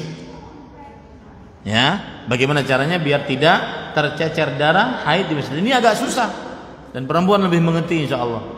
Agak susah ini karena kelamaan duduk kadang-kadang seseorang tercecer darahnya, haidnya, dan itu najis dan itu termasuk dosa, mengotori masjid dengan darah haid. Makanya para ulama jumhur mengatakan diharamkan, ada yang mengatakan dimakruhkan dia pergi ke masjid dalam keadaan haid karena takut tercecer darahnya. Sedangkan amalan lain dia bisa mengerjakan. Berdoa, berzikir, membaca Quran melalui hafalan, membantu orang lain, memperbanyak sedekah. Ya, makanya saya katakan tadi, mestinya di setiap masjid kaum muslimin sebelum masuk Ramadan sudah mengadakan kajian-kajian Islam intensif. Di antara yang paling utama dibahas adalah amalan inti Ramadan. Apa sih amalan inti Ramadan? Sehingga kita tahu amalan kita saat Ramadan itu apa saja. Ya, yang jelas tadi jawabannya diperbolehkan selama dia merasa aman. Kalau dia ragu-ragu maka lebih baik dia di rumah saja. Allahu a'lam. Apakah benar amalan tergantung akhirnya? Iya, amalan tergantung akhirnya. Sebagaimana hadis Rasul Sallallahu Alaihi Wasallam. Tapi ingat, Allah tidak akan pernah menzalimi hambanya. Nah ini jawaban yang kedua. Wa ma rabbuka bidzallamin lil 'abid. Rabbmu tidak akan menzalimi hambanya. Yang ahli taat insyaallah akan diwafatkan dalam ketaatan. Yang ahli maksiat maka dikhawatirkan dia wafat dalam kemaksiatan yang mendapatkan su'ul khatimah. Wallahu a'lam. Dalam bab ini sudah dicontohkan oleh baginda bahwa berpoligami dilaksanakan oleh Nabi, sedangkan hukumnya bagi istri yang dipoligami suaminya berpahala bahkan dijamin surga. Ini suatu contoh yang sangat luar biasa dan patut diikuti oleh umat Muhammad sallallahu alaihi wasallam. Pertanyaannya, kenapa sang istri tidak selalu merestui sang suami berpoligami? Mohon penjelasannya Ustaz, sehingga ibu-ibu Aisyah mendukung suaminya berpoligami. Sinten sing takok ini? Oh itu ada. Baik. Bismillah, walhamdulillah. Poligami syariat Allah Subhanahu wa taala, tapi tidak semua orang bisa melaksanakannya. Berpoligami syariat Allah, tetapi tidak semua orang bisa melaksanakannya karena berpoligami harus ada kekuatan finansial. Kalau tidak, menelantarkan para perempuan yang dipoligami. Dan ini banyak terjadi. Yang kedua, harus ada kekuatan fisik. Adapun kekuatannya cuma pas-pasan, ya jangan. Karena seorang yang berpoligami wajib dia berbuat adil. Nek pas menggilir satu sudah empot-empotan, nah gimana yang kedua, yang ketiga, yang keempat? Harus kuat fisik. Yang ketiga, harus kuat perasaan. Karena menghadapi perempuan yang bermacam-macam karakternya, seperti Rasul Shallallahu Alaihi Wasallam. Bayangkan ketika beliau menggilir Aisyah radhiyallahu anha, lalu ada istri lain yang mengirim makanan. Kemudian Aisyah radhiyallahu anha karena cemburu dipecahkan piringnya dan makanannya terhambur ke sana kemari. Apa yang dilakukan oleh Rasulullah SAW? Diseneni? Tidak. Apa yang beliau lakukan? Beliau malah mencarikan alasan agar para sahabat memaklumi kelakuan Aisyah radhiyallahu anha. Apa beliau katakan? Gharat ummukum. Ibunda kalian sedang cemburu, mohon dimaklumi. Nah, begini laki-laki yang bisa berpoligami. Laki-laki yang sabar. Ini baru menikah yang kedua sehari dua hari. Gimana kabarnya? Nggak bisa. Ya, termasuk di dalamnya yang sedang berbicara di hadapan bapak ibu. Nggak bisa. Nggak jadi pengajian kita. Takut saya tidak bisa. Takut. Ya, kenapa takut? Ya tadi tidak sanggup. Hanya orang-orang yang memang dipilih oleh Allah untuk bisa. Tidak semua harus sanggup. Dan saya berpesan kepada bapak, ibu, saudara-saudari, bapak-bapak terutama, ya, ada di Arab istilah seekor ayam. Ayam itu ayamnya ayam jago. Tapi ayam jago dan dia sangat kurus, tidak berdaging gitu, cuma kulit. Dan tetapi dia punya kokok yang besar. Itu adalah gambaran laki-laki yang suka ngomongin poligami tapi tidak jadi-jadi. Itu disebut di dalam bahasa Arab dajjaj saq'a, ayam saq'a. Itu laki-laki yang suka menyakiti hati suaminya. Awas gue, macam-macam tak poligami gue. Ya, ini kasihan istri dibegitukan, tidak diperbolehkan. Nah, kemudian yang kedua, jadi poligami tidak semua orang bisa. Yang bisa, oke, silahkan. Karena itu sunnah Rasul Sallallahu Alaihi Wasallam. Saya pernah ketemu seorang ustadz di Lampung. Ustadz, saya itu harus poligami. Kenapa? Karena saya gemetaran ketika istri saya sedang haid. Saya tidak bisa menyalurkan hawa nafsu saya. Gemetar. Istri haid kan nggak bisa digauli di dalam kemaluannya. Maka saya pegang tangannya. Kok keren emang? Nah ini pantas ini. Adapun yang ya gitulah, ya nggak bisa. Maka dia tidak sembarang. Yang kedua, para ikhwah, di sini ada pertanyaannya. Kenapa istri tidak selalu merestui sang suami berpoligami sampai dajjal metu nggak akan direstui? Yang disuruh minta restu siapa? Siapa yang suruh minta restu sama istri? Nggak ada.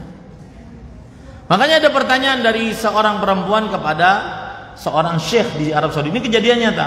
Syekh, bolehkah saya berdoa kepada Allah, ya Allah adkhilni wa zaujil jannah. Ya Allah, masukkan aku dan suamiku ke dalam surga. Dan nanti kelak di dalam surga jangan kasih suamiku satu bidadari pun. Jawaban syekh yang menarik. Kata syekh, tubtiluna fid dunya wa tubtulina fil akhirati kaman. Kamu ini wahai para wanita sudah menyiksa kami di dunia tidak boleh poligami, di akhirat juga. Subhanallah. Jadi Pak yang bertanya, sinten namanya Pak? Pak Suradi Bu namanya. Pak Suradi.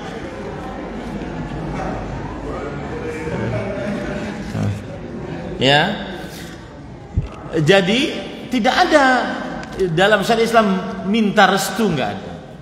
Kalau merasa cukup maka menikahlah. Masalah nanti perang dunia kelima itu urusan masing-masing. Oke.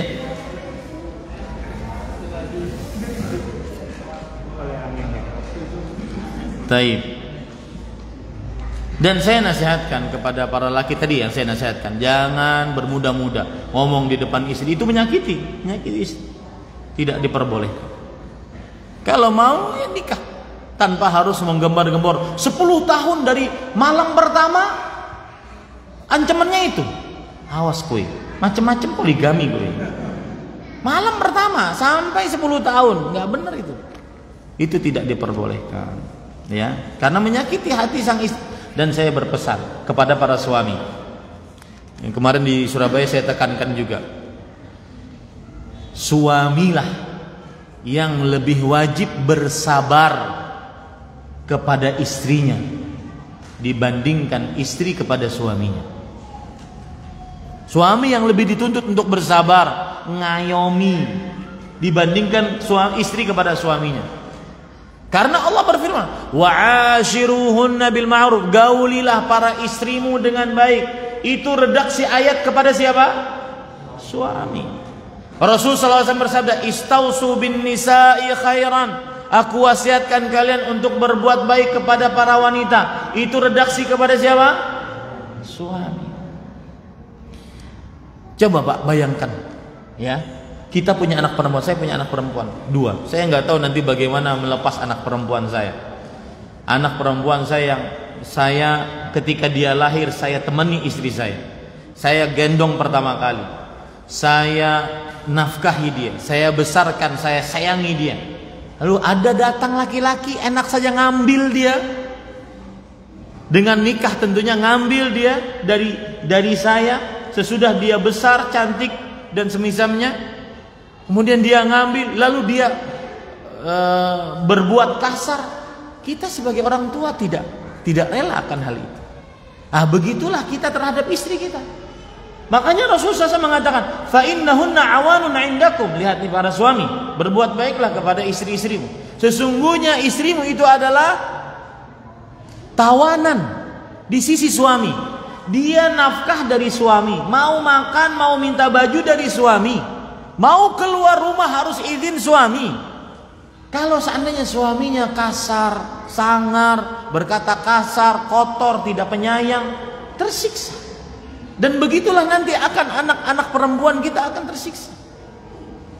Makanya saya nasihatkan, jadilah penyabar, seorang suami yang penyabar. Saya berkata begini bukan berarti saya suami penyabar, enggak. Cuma ini ilmunya, mari kita bersama-sama menerapkan. Ya, ini ilmunya. Makanya saya nasihatkan tadi tentang poligami, kalau memang mau maka beritahu. Tidak ada restu, tidak ada izin, beritahu. Ya Pak Suradi, beritahu. Beritahu. Minggu depan saya mau nikah. Masalah nanti perang dunia kelima, dia kabur ke rumah orang tuanya, nah itu urusan masing-masing. Ya. Tapi jangan dimain-mainkan perihal seperti itu karena menyakiti hati istri. Sama panggilan-panggilan. Cari panggilan yang baik, manggil istri dengan panggilan-panggilan sayang, panggilan-panggilan manja. Seperti misalkan Rasulullah SAW memanggil ya Aisyah dengan panggilan ya Aish. Namanya Aisyah, dipanggil dengan Aish. Itu adalah panggilan unyu-unyu bagi yang bernama Aisyah. Ya, ini kadang-kadang sebagian laki-laki manggil istrinya Mboe, Mboe. 20 tahun manggil Mboe. Ustadz gimana manggil istrinya? Saya punya panggilan 4 untuk istri saya. Sayangku, cintaku, manisku, rinduku. Tuh puas makan karena tuh. Ya, harus panggil yang bagus untuk istri kita. Karena bayangkan Pak, dia mampu bertahan dalam puluhan tahun, belasan tahun dengan segala macam kekurangan yang kita miliki. Nah itu, ya. Sekali lagi, saya berkata seperti ini bukan berarti suami yang ideal, tidak. Tetapi ini ilmunya. Mari kita terapkan sama-sama. Mohon nasihat untuk kami dalam berbakti kepada orang tua dikarenakan sudah memiliki kehidupan sendiri. Terkadang kami lalai dalam bakti kepada orang tua. Iya, ini Pak. Nasihatnya cuma satu saya. Baktilah kepada orang tua karena anakmu akan merekam kelakuanmu terhadapmu. Oh, nanti saya akan memperlakukan bapak saya seperti itu ketika bapak saya memperlakukan bapaknya seperti itu. Dia akan merekam. Sa'id ibn Musayyab, seorang tabi'i, pernah melihat seorang anak memukuli bapaknya. Kemudian dilarang. Kata sang bapak, "Da'hu fa inni darabtu walidih huna." Kata sang bapak, biarkan. Sesungguhnya aku pun memukul bapakku di sini. Jadi anak akan sangat merekam. Makanya saya teman saya Mas Rijal ketika sudah punya anak Hamzah, saya tanya tadi di mobil, Mas mana yang paling banyak, Ibu Rohani ke rumah Mas atau Mas Rijal ke rumah Ibu bawa anak? Kata beliau, ke rumah Ibu sering banyak. Karena anak akan merekam. Sebagian orang tua kadang-kadang tidak mengenalkan ada istilah kakek nenek karena nggak pernah ke rumah kakek nenek, sibuk sendiri. Dan saya berpesan Bapak Ibu saudara-saudari, terutama yang masih muda-muda yang masih punya bapak ibunya, bahwa mengurus orang tua tinggal bersama di rumah tidak sama dengan cuma transfer 1 juta 2 juta per bulan. Jauh beda. Sebagian orang kan sudah anak, ya mungkin sesuai dengan kemampuan masing-masing, kita juga tidak bisa memaksa. Sebagian orang sudah transfer 1 juta, 2 juta, 3 juta, 5 juta, selesai tugas saya. Nggak tahu bapaknya sakit, nggak tahu bapaknya perlu ini, bapaknya nggak tahu. Jauh beda Pak. Yang tinggal bersama orang tua dengan yang hanya transfer uang, jauh beda. Dan seperti yang saya katakan tadi, kiatnya adalah ingat nih, anak kita merekam seluruh ucapan dan perbuatan kita kepada orang tua kita. Dia akan perlakukan kita kepada kita seperti itu. Kita cium tangan orang tua, kita mendahulukan orang tua makan, kita tidak pernah mengangkat suara di atas orang tua. Dia akan ikut. Dia akan ikut.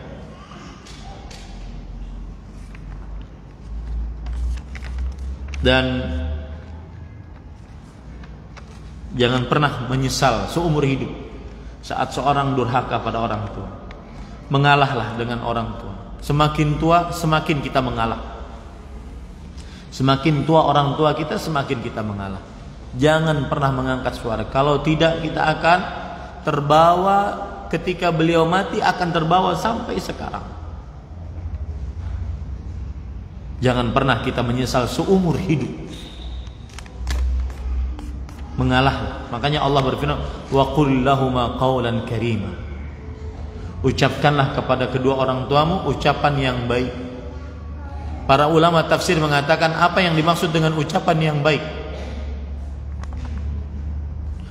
Qal qawlil abdil mudhnib amama sayyidil fadhil ghalidh. Seperti seorang ucapan seorang budak yang melakukan kesalahan di hadapan tuannya, majikannya yang keras dan kasar. Bagaimana perkataan seorang budak melakukan kesalahan, tuannya, majikannya kasar dan keras? Dia akan sangat lembut terhadap orang tua. Yang masih punya orang tua, pernah saya dicurhati oleh seorang anak bontot. Bontot bahasa Jawanya apa? Hah? Ragil. Anak terakhir. Anak ragil pernah berkata, Ustadz, saya ini diamanahi, saya ini anak terakhir. Dan kemudian ibu tinggal bersama saya. Saya punya kakak-kakak. Kakak saya alhamdulillah mereka orang-orang berada, orang-orang kaya. Kami alhamdulillah kami diluaskan rezekinya oleh Allah. Tapi saya kan juga punya istri anak, Ustaz. Kalau lagi liburan itu yang saya sangat sedih, Ustaz. Karena ketika ibu saya yang sudah tua, saya tidak bisa liburan seenaknya. Saya harus memperhatikan, oh ini ibu bisa ikut di sini, ibu bisa makan ini. Kami juga seperti keluarga muda lainnya, kami juga ingin happy Ustaz. Saya telepon kakak saya, mereka mengatakan, sudah nanti saya transfer, kamu jaga aja ibu. Maka saya katakan kepada anak ragil tersebut, Mas, tidak semua orang seperti Mas. Dan mungkin semua orang ingin mendapatkan pahala seperti Mas. Mengurus orang tua, saya sering katakan ini, mengurus orang tua itu sebenarnya Pak, kita sedang menunggu mereka mati. Wallah. Mau jujur tidak jujur kita dalam hati kita, kita sedang menunggu mereka mati. Sedangkan mereka ketika mengurus kita, mereka ingin kita dewasa, sukses. Mama saya rahimahullah meninggal. Tapi kita tidak boleh mengatakan kenapa terlalu cepat beliau tidak boleh kita mengatakan seperti itu. Tapi kalau seandainya beliau melihat sekarang anaknya punya pesantren,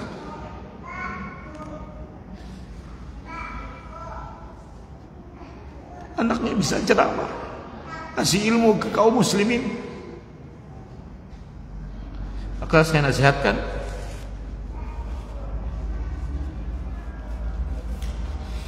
yang masih punya orang tua, bersabarlah. Kadang-kadang mengurus orang tua tidak sama dengan mengurus yang mereka masih muda. Sabarlah. Karena kita ngurus mereka, itu nunggu mereka mati. Mereka mau marah, sabar aja, jangan pernah dilawan. Jangan pernah angkat suara meskipun kita benar. Diam saja. Ini yang dikatakan oleh Rasulullah SAW ketika ada orang minta berjihad bersama Rasulullah SAW. Kemudian kata Rasulullah SAW, Ahayyun walidah, apakah kedua orang tua masih hidup? Kemudian pemuda ini mengatakan, iya, keduanya masih hidup. Wahuma yabkiyan, dan mereka berdua menangis, aku tinggalkan untuk berjihad bersama engkau. Kata Rasulullah SAW, fafihim fajahid, yang artinya berjihadlah mengurus kedua orang tuamu. Lihat, berjihad melawan musuh kalah dengan berjihad mengurus kedua orang tua. Kenapa Pak? Karena kadang-kadang berjihad mengurus orang tua bukan hanya urusan nyawa Pak, urusannya perasaan. Kita harus mengalahkan istri, anak demi orang tua, dan itu berat. Maka saya nasihatkan kepada yang bertanya tentang berbakti pada orang tua, bersabarlah dengan berbakti kepada orang tua, dan usahakan kunjungi orang tua. Kunjungi orang. Allahu a'lam. Apa kalau meninggal husnul khatimah itu bebas dari fitnatul qabr? Nah, jawabannya iya. Yang ada beberapa dalil yang menunjukkan bahwa siapa yang husnul khatimah, diantaranya malam Jumat dia akan terbebas dari fitnatul qabr. Ada beberapa keadaan tanda husnul khatimah, dia akan pahalanya mendapatkan terbebas dari fitnatul qabr. Apa itu fitnatul qabr? Pertanyaan dalam kubur. Pertanyaan dalam kubur. Dia tidak terbebaskan dari itu. Artinya langsung dapat nikmat Allah Subhanahu wa taala. Wallahu a'lam. Nah, mungkin ini yang bisa disampaikan. Cukup kiranya apa yang baiknya dari Allah Subhanahu wa taala kita cukupkan dengan kafaratul majlis. Alhamdulillah setelah beberapa tahun saya kembali bisa datang ke sini. Dulu pernah juga kalau tidak salah ya di Masjid At-Taqwa Muhammadiyah duduk Sampian Gresik.